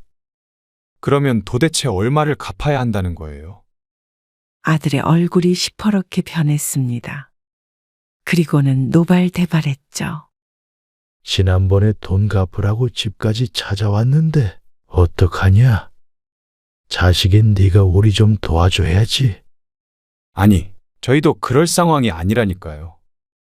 아무리 힘들어도 우리보다 상황이 안 좋냐? 일단 1억만이라도 마련을 해봐라. 그러자 아들이 일어나서 주춤주춤 물러났습니다. 이럴 게 아니고 차라리 경찰서를 가세요. 아, 진작에 갔다 왔지. 해줄 수 있는 게 없다는데 어떡하냐? 어떻게든 마련해서 좀 줘라. 아들은 손씨의 집에 찾아온 이유도 잊었는지 생각에 잠겨서는 집으로 돌아갔습니다. 도망치듯이 떠나는 뒷모습에 웃음이 나기도 했고 씁쓸하기도 했습니다.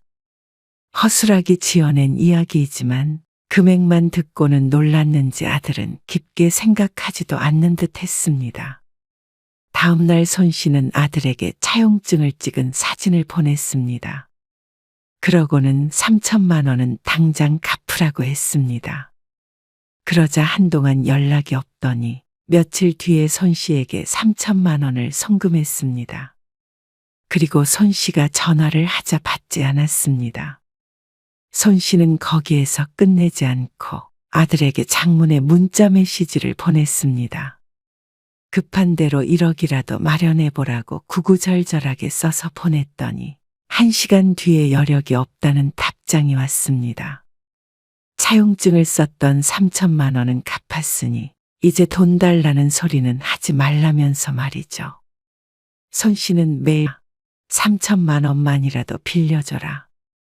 지긋지긋할 정도로 연락을 했습니다.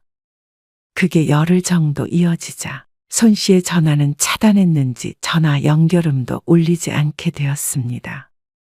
손 씨의 아내가 전화를 해도 마찬가지였습니다. 그제서야 아들의 돈 타령에서 해방이 된 듯 했습니다. 손 씨와 아내는 서로를 바라보며 쓴 웃음을 지었습니다. 이 모든 게 만약에 사실이었다면, 정말로 큰 빚이 있었다면 이렇게 외면당했을 거라는 생각을 하니 참으로 씁쓸했습니다. 하지만 한두 푼도 아닌데 감당해낼 자식이 있을까 싶었습니다. 한편으로는 이렇게까지 해서 아들을 쫓아내야 했나 싶어서 괴롭기도 했습니다. 결국은 돈 때문에 틀어진 부모 자식 사이이기 때문에 가슴이 아팠죠. 하지만 차라리 잘 됐다 싶었습니다. 아내도 한동안 마음을 추스리더니 오히려 다행이라고 했습니다. 더 이상 돈 달라고 행패 부리지는 않을 거 아니에요. 그만큼 공부시켰으면 다시 사업을 하던지 회사에 들어가던지 알아서 잘 살겠지. 우리도 우리 노후나 신경 씁시다. 그래. 여태 광수한테 준 돈은 부모로서 책임을 다했다고 생각하고 있는 돈 지켜서 말년에 병원비 없어서 자식한테 쩔쩔매는 삶은 살지 말자고. 아들이 달라는 대로 사업자금을 다 대줬다고 하더라도 그 끝이 행복했을 것 같지는 않았습니다. 결국 자식이라는 것이 이렇게 등 돌릴 수 있는 존재였습니다. 그렇다면 부모도 스스로를 지킬 수 있어야 했습니다. 이미 틀어져 버린 부모 자식 사이였습니다. 그러니 아들과 연을 끄는 죄책감은 느끼지 않기로 했습니다. 오히려 부모 자식은 서로의 도움이 없을 때 더 잘 살 수 있을지도 몰랐으니 말이죠.